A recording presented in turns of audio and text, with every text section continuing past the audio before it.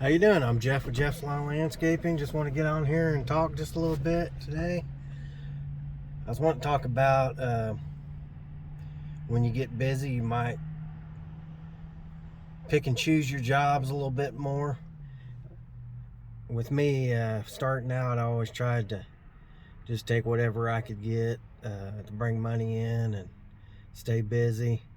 But if you get to the point where you're having a hard time keeping up, I've got to where I tried to pick and choose a little bit more, and not just the ones that make the money. I look at that, but another thing I look at is, as I've been getting older, I try to pick the jobs that might not be as physical on me too.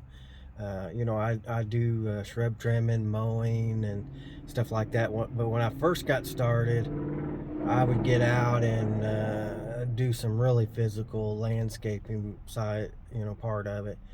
I still may take a little bit of that, but if I get so busy and I can't take on as much, I might pick through and get some that's not as hard on you physically either.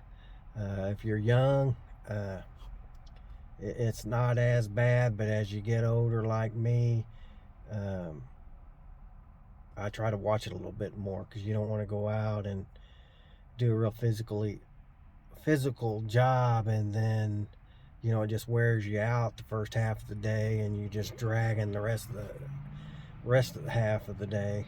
But if you can fill your day in where you can stay busy and maybe not be as hard on you physically, it might be good in the long run. And I found out too, as I've gotten older, that even if you're young, you might be able to take the physical jobs a little bit more, but I would even try to watch it,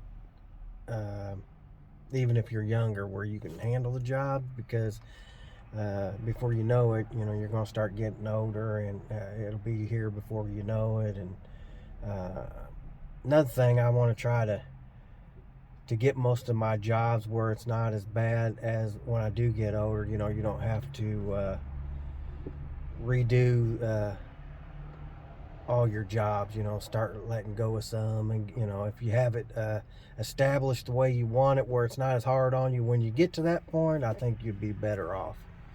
So we're actually having pretty nice weather around here. It actually looks a little bit nicer than what it is. It's still a little cool, but I was going to show you here. I've got my signs out by the road. If you can see it, the blue sign there on the left, and right on the other side of that tree on the right there, I ended up putting a sign there. So I live right here on the corner, and I have the signs where they can see it coming both directions on the roads. But yeah, I think I'm gonna be pretty busy this year, where I don't feel like I have to take on too much, but I put my signs out anyways, where I can get some close jobs, and like I said, I can kind of pick and choose a little bit more.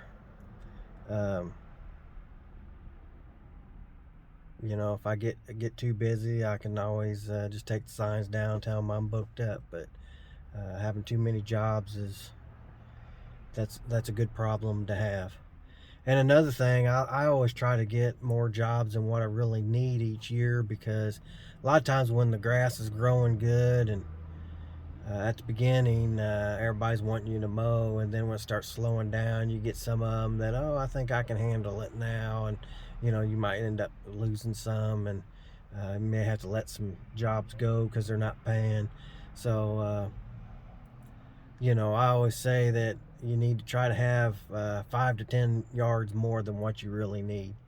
So if you're looking at if you're wanting to stay at 50 yards a week, I would try to get 55, 60 yards. Then that way, if you start losing a little bit, say you have 60 yards, and say, okay, now I'm down to 55, you can start trying to get some more, or whatever. But you have a little bit of little bit of room there. But if you're at 50 and you want to stay at 50, you know, something could happen. You could lose 2 or 3 and you'll be under 50, of course. But yeah, I just want to get on here and talk a little bit, and I appreciate it if you let me know what you thought about this video, and check out some of my other videos. I'll talk to you next time.